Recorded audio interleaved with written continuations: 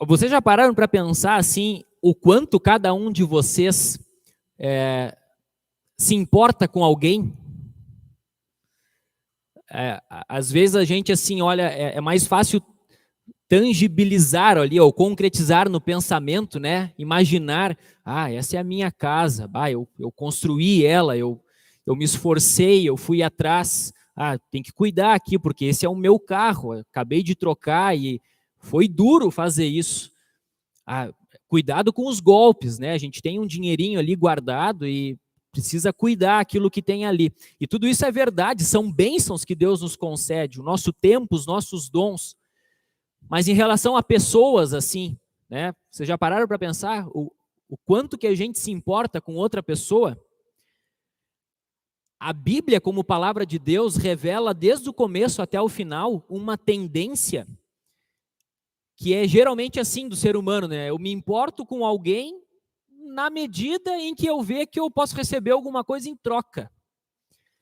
Essa maneira de Deus retratar o ser humano é certeira, do início ao fim na palavra de Deus. Alguém se importa com outro, mas o que eu posso receber em troca? Geralmente isso está implícito na maneira como Deus apresenta as pessoas, na sua palavra. Vocês abririam mão assim, né, de alguma coisa, ou será que vocês fariam algum sacrifício por aquelas pessoas assim pelas quais vocês se importam? Tem diversos tipos de exemplos, né? Eu conheço algumas famílias, às vezes algum pai, alguma mãe, né, que doou, por exemplo, uma parte de um dos seus órgãos para colocar no filho. É uma questão que depois a pessoa fica ali para o resto da vida, tendo acompanhamento médico, tomando remédios. Assim, o cuidado, às vezes, que pessoas têm com outros que não podem mais se cuidar por anos a fio, 5, 10, 15 anos, cuidando de alguém que está ali acamado. Às vezes, se jogar na frente de outro para proteger alguém, se jogar, né, tem um perigo ali, a pessoa se joga na frente. O quanto será que a gente se importa com outra pessoa, né? Se a gente perguntar para pais e mães, né, o quanto que eles se importam com os filhos, por exemplo, né, a gente vai logo se aproximar daquilo que de fato Deus fez por nós. Ele, como um pai todo amoroso, enviou o seu único e verdadeiro filho. E esse foi o tanto que ele se importa conosco. Não foi qualquer coisa. Foi o sacrifício do seu filho. E nesse momento de proclamação da palavra, quero convidá-los a olhar para o texto de Mateus, o Evangelho de Mateus. E quero assim mostrar e demonstrar a todos vocês como que o evangelista Mateus demonstrou ali por escrito que Jesus se importa com cada um de nós. E se importou com os discípulos e com as pessoas que viviam naquela localidade para onde ele foi. Vocês, assim, que prestaram bastante atenção na leitura do texto ali, o nome Galileia aparece 5 vezes. A palavra Galileia, aquela região chamada Galileia, 5 vezes. E nós sabemos que foi por lá que Jesus começou o seu ministério. Aí alguém vai dizer, mas por que ele foi para lá? Vocês que têm o texto aberto aí, podem deixar a Bíblia aberta se quiserem, né? Ali no início diz assim, olha, Jesus ficou sabendo que João tinha sido preso por Herodes. E aí ele ficou com medo, por isso que ele fugiu para lá. Pode até ser, mas na verdade o Herodes também mandava lá na Galileia. Não era medo de Jesus, João foi preso, acho que eu vou para lá. Não, Jesus é o rei dos reis, autoridade sobre autoridades. Não era medo. A Galileia estava assim no plano de ação de Jesus por outra razão, por outro motivo. E a Galileia está no próximo mapa ali, né? A Galileia está naquele círculo vermelho do meio ali, né? Percebam bem ali. Aquela região ali estava cheia de gente de todos os lados, de todas as culturas, de todas as línguas. Era uma terra, em relação ao restante do território de Israel, mais produtiva. Lá as coisas cresciam melhor. Lá tinha mais gente diferente para fazer negócios. além dos judeus que moravam ali, se a gente olha hoje, e não é muito diferente hoje em dia, né?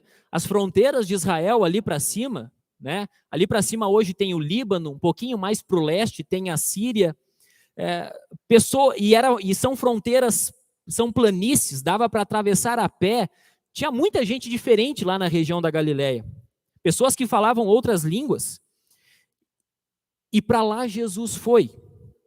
Jesus foi ao encontro daquelas pessoas que lá embaixo, ó, na Judéia, no círculo de baixo, lá não seria tão possível, porque lá embaixo era tudo, e até hoje vocês podem conferir, né?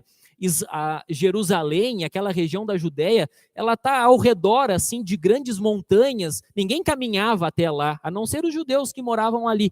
E Jesus começa o seu ministério lá em cima, lá naquela terra, que era vista assim por todos do povo de Israel, né? Esse monte de estrangeiro aí, gente que fala língua diferente, tem outros deuses, outros costumes, pois foi para lá que Jesus foi. A importância que ele deu para todas as pessoas de diferentes línguas e culturas, opiniões, pensamentos, e especialmente pecadores, como eu e como cada um de vocês. E aí Jesus começou ali, diz o texto no versículo 17, né?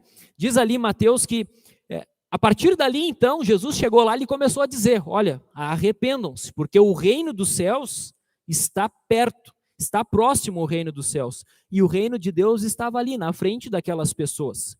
Jesus estava ali. E esse chamado ao arrependimento que Jesus anunciou lá e entregou para os discípulos, e entregou para mim e para cada um de vocês, continua sendo o mesmo arrependimento. Nós precisamos diariamente, do começo da nosso pensamento e racionalidade, de compreender a palavra de Deus quando vamos aprendendo as histórias bíblicas, até a terceira idade, quando a memória já falha, nos lembrarmos que precisamos diariamente lembrar do batismo, dos nossos pecados e do perdão que Deus nos concede. E aí Jesus começou seu ministério e foi chamando uma turma. O texto do evangelho de hoje fala de 4 deles. E Jesus começa com eles a anunciar o seu convite à fé. Jesus demonstra que se importa com a humanidade com aqueles 2 primeiros ali, o Pedro e o André, 2 irmãos. E é um convite bem difícil assim de compreender, porque o apóstolo Paulo chama essa mensagem de loucura. Imaginem só se alguém convida vocês para fazer uma loucura, né? Sei lá, alguma coisa estranha, né? Eu, por exemplo, eu acho que eu nunca pularia de paraquedas, né? Eu pensando assim, se alguém chega para mim e diz assim, vamos lá, vai ser legal. Cara, não, eu tô fora disso, isso é uma loucura para mim. Imaginem aí cada um de vocês com seus medos e preferências. Não, para mim isso é uma loucura.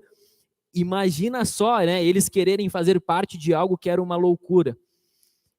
E essa mensagem da cruz trouxe muito problema para o Paulo, para o Pedro, para o André, para o Tiago, para o João. Olha, trouxe muito problema, humanamente falando. Não foi uma vida de mar de rosas, não foi uma vida de louros, não, foi uma vida de perseguição, de gente incomodando o tempo inteiro, problemas dentro da igreja também, com divisões, como ele falou, prisões, açoites, morte violenta. Olha, essa mensagem da cruz de fato era uma loucura aos olhos das pessoas. E Jesus começa a chamar esses 4 discípulos, homens simples. Às vezes a gente desdenha um pouco dos discípulos porque eles eram pescadores, né? Mas esse desdém ele era mais da parte dos religiosos, porque os pescadores, especialmente no Mar da Galileia ali, eles estavam ali porque lá tinha muita gente para fazer negócio, então tinha que vender o peixe, literalmente. Pescava e vendia, tinha que sustentar a família. E eles negociavam com todo mundo, porque precisava. Era o ganha-pão deles, eles eram pescadores. Mas o Tiago e o João, junto com seu pai, provavelmente tinham uma empresa de pesca. Eram empresários. Eles sabiam o que faziam, era o ganha-pão deles. E mesmo assim, Jesus chega diante deles e diz assim, né? Olha, venham comigo agora, venham comigo. E eu vou fazer de vocês pescadores de gente. Venham comigo. Esse foi o convite de Jesus. Então, eles eram ali, não é que eram homens extraordinários, né? Pessoas incríveis para fazer ali uma tarefinha comum. Não, era bem o contrário. Eram pessoas simples, inteligentes, conhecedoras da sua região e localidade, mas eram pessoas simples, chamados para uma tarefa bem extraordinária. Aí sim, uma tarefa muito extraordinária. E aí imaginem só, a história diz ali que o João e o Tiago ainda estavam com o seu pai no barco, né? Eles estavam ali junto do pai, consertando as redes. Imagina eles dizendo para o pai, ó pai, agora a gente está indo embora, Jesus nos chamou, venham comigo, agora vocês vão pescar gente, vocês vão anunciar a minha mensagem, a mensagem da cruz para todos. Então venham comigo, Jesus nos chamou, a gente está indo. Imagina o Zebedeu, né? Não, mas como assim? Que loucura vocês estão fazendo? A gente tem trabalho, tem que consertar aqui. Aos olhos humanos, de fato, pode ser uma loucura, mas esta é a loucura da pregação, daquilo que Cristo fez na cruz por nós, que salva as pessoas, ainda hoje. E aí, esses dias eu estava acompanhando uma entrevista de um psicólogo em que perguntaram assim, o que ele mais percebia de dificuldade nas pessoas. Era um psicólogo cristão, né, conhecedor da palavra de Deus. Ele disse assim, a gente nota muito que as pessoas têm dificuldade de perceber na sua vida aquilo que realmente importa. Vejam, não era só um pastor com a Bíblia aberta, existia ali alguma ideia de ciência por trás de alguém dizendo, conhecedor da palavra de Deus, assim, as pessoas hoje estão com muita dificuldade de compreender aquilo que de fato importa. O que realmente importa na tua vida? Para Deus, importa que Ele enviasse o seu próprio filho.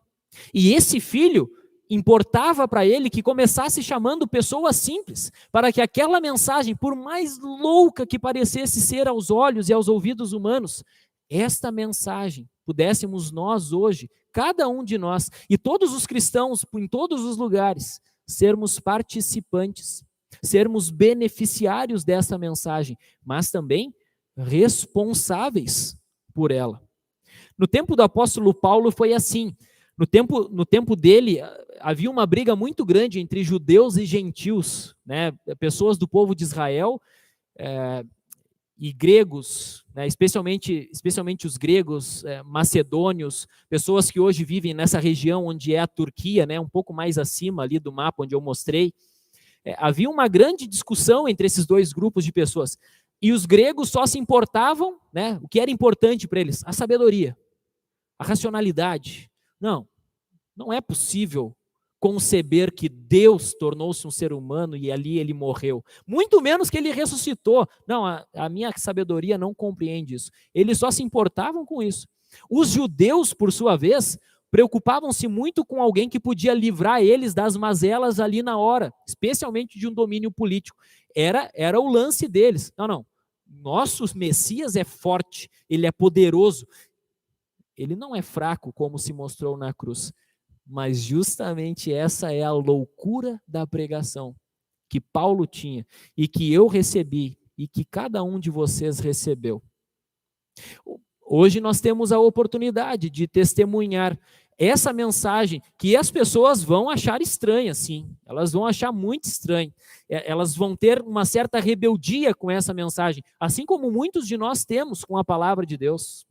Muitas vezes a gente não se importa tanto com ela quanto com outras coisas que tem na vida da gente. E isso nos lembra diariamente de ouvir o convite de Jesus. Olha, venham comigo. Venham comigo. A nossa comunidade há 120 anos tem andado com Jesus, tem atendido esse convite de fé. E através das nossas ofertas, e através do nosso tempo, e através dos nossos dons e talentos, bênçãos incontáveis que Deus nos reserva e nos administra por graça e bondade, exercendo isso, cuidando disso. Assim nós vamos sempre e de novo, atendendo o convite de Jesus. Venham comigo. Olha, essa mensagem é uma loucura, viu? Mas venham comigo. O Senhor que está conosco nos convida a irmos com Ele. Ele foi até a cruz, não precisamos ir até a cruz, mas vamos com Ele. Ele cuida de nós, Ele se importa conosco. E aí nós nos importamos com o próximo. E aí nós nos importamos com os necessitados. E aí olhamos para aqueles que precisam. E aí nos importamos com eles. De forma incondicional. Porque Deus se importa conosco. Cristo nos salva, nos guarda, conduz, orienta, redireciona, nos chama a atenção. Porque se importa conosco. Tem um professor que às vezes chama muita atenção do aluno. Aí, às vezes, o professor diz assim, olha, fulano, se eu não me importasse contigo, eu te deixava aí fazendo o que tu quer. Mas aí tu não vai aprender, amigo. Não vai aprender. Eu me importo contigo. Que Deus abençoe, assim, no coração e na mente de todos nós, essa certeza da fé, que o próprio Deus nos conduz e nos leva a crer pelo Espírito Santo. Ele se importa conosco. Que isso esteja certo no coração e na mente de todos vocês.